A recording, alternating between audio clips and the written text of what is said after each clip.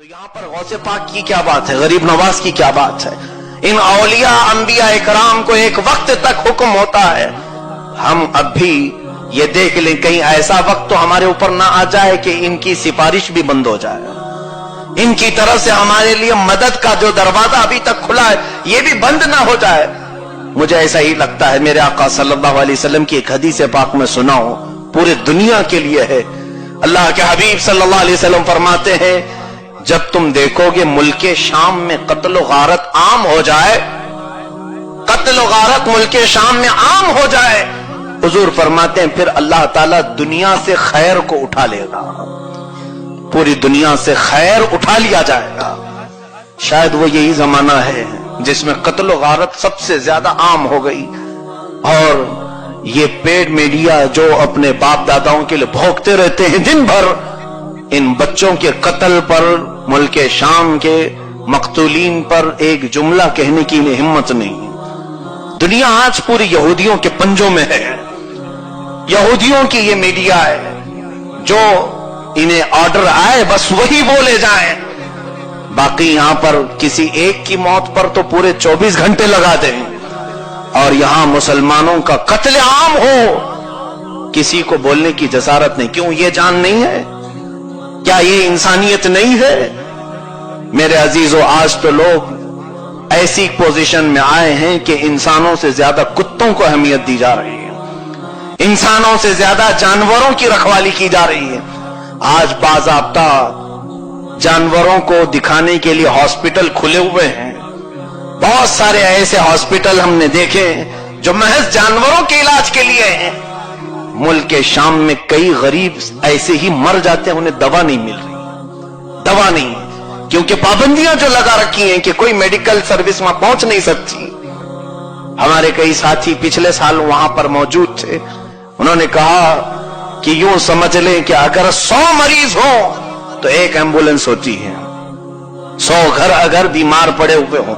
ہوتا یہ ہے کہ بیمار سڑ جاتا ہے، بیماری میں سڑ جاتا ہے اپنے بستر پر، اور پھر اس کے گھر میں موجود کئی لوگوں کو وہ بیماری لاحق ہو جاتی ہے، کئی لوگ۔ اور حتیٰ کہ یہ پوزیشن اس ملک شام کی آج ہوئی کہ 50 میتیں رکھی ہیں اور جنازہ پڑھنے والا 1 یا 2 ہوتے ہیں، 50 لاشیں ہیں، اور بچوں کی قبریں تو اس طرح بنتی ہیں جیسے لگتا ہے دھڑا دھڑ گھر کی دیواریں بن رہی ہوں، اور نئے نئے میدانوں کو انہوں نے ایک ساتھ قبرستان بنایا ہے۔ نیا میدان تھا، چند دنوں پہلے کرکٹ کھیلے جاتے تھے، اور 1 سال کے بعد اس میدان میں دیکھا جا رہا ہے تو پورا میدان قبروں سے بھرا ہوا ہے، قبروں سے بھرا ہوا ہے۔ عراق میں بھی ہم نے خود اپنی آنکھوں سے دیکھے، ایک قبر میں 50 مردوں کو دفن کیا گیا، جگہ کی قلت ہے، دفن کرنے والوں کی قلت ہے۔ یہ سارے حالات اے مسلمانوں کیا ہمیں بیدار کرنے کے لیے کافی نہیں؟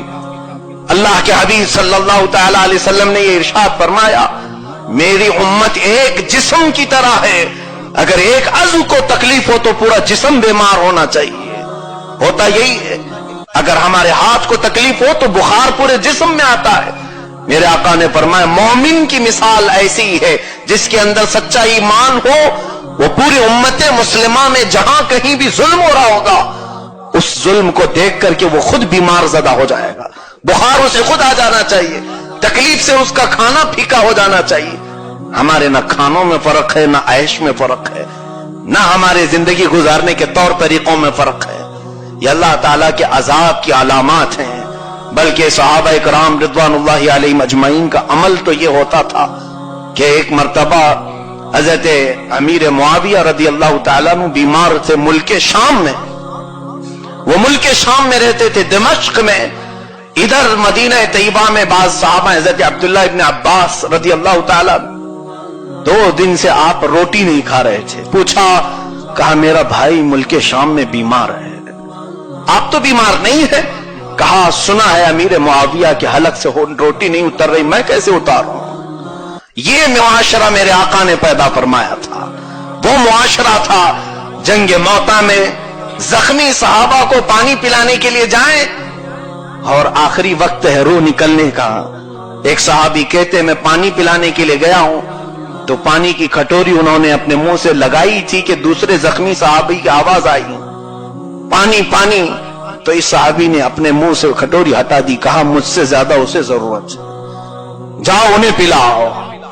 ये मुआशरा मेरे आका सल्लल्लाहु अलैहि वसल्लम ने पैदा फरमाया था, जहां पर दर्द दूसरों का, और आज तो हम हर एक को दर्द देने की कोशिश कर रहे हैं। मियां अभी कब तक हमारे मामलात सुधरेंगे?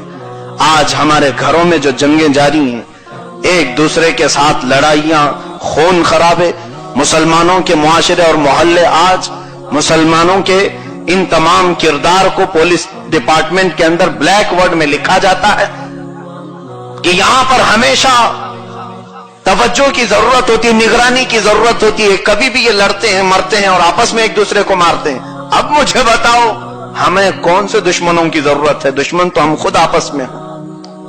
हमें दुश्मनों की जरूरत क्या है हमें हिलाक करने के लिए? हम खुद आपस में एक दूसरे को हिलाक करने के लिए अभी काफी हो चुके हैं।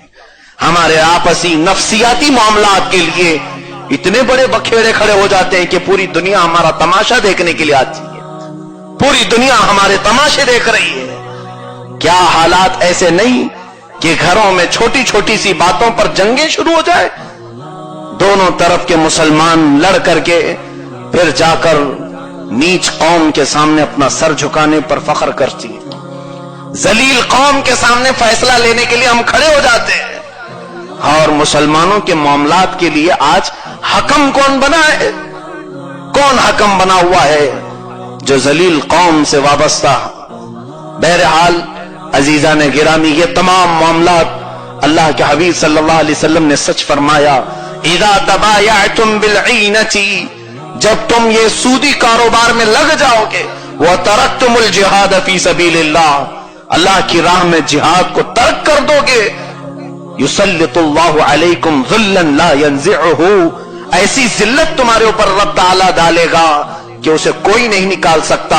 हत्ता तराजउ दीनकुम, जब तक कि तुम फिर वापस उसी दीन में नहीं आ जाते, उसी दीन में नहीं आ जाते। आओ चंद सहाबा इकराम रिज़वानुल्लाहि अलैहिम अजमाइन की बातें मैं तबर्रुक के लिए पेश कर दूं। जी कहता है कुर्बान जाए, सहाबा को अल्लाह ने यूं ही नहीं चुना, बल्कि क़यामत तक अगर सबसे अच्छे कोई इंसान हो सकते थे तो उनको चुन करके मौला ने रसूल का सहाबी बनाया है। ये वो लोग थे जिन्होंने सिर्फ दावा नहीं किया, हम तो आज कहते हैं फिदा का अभी वो उम्मी या रसूल अल्लाह, है अल्लाह के रसूल मेरे माँ बाप आप पर कुर्बान। हमने तो सिर्फ कहा है और सहाबा ने करके दिखाया है, करके दिखाया है। उन्होंने हुजूर की एक बात पर अपने सारी चीजें छोड़ दी।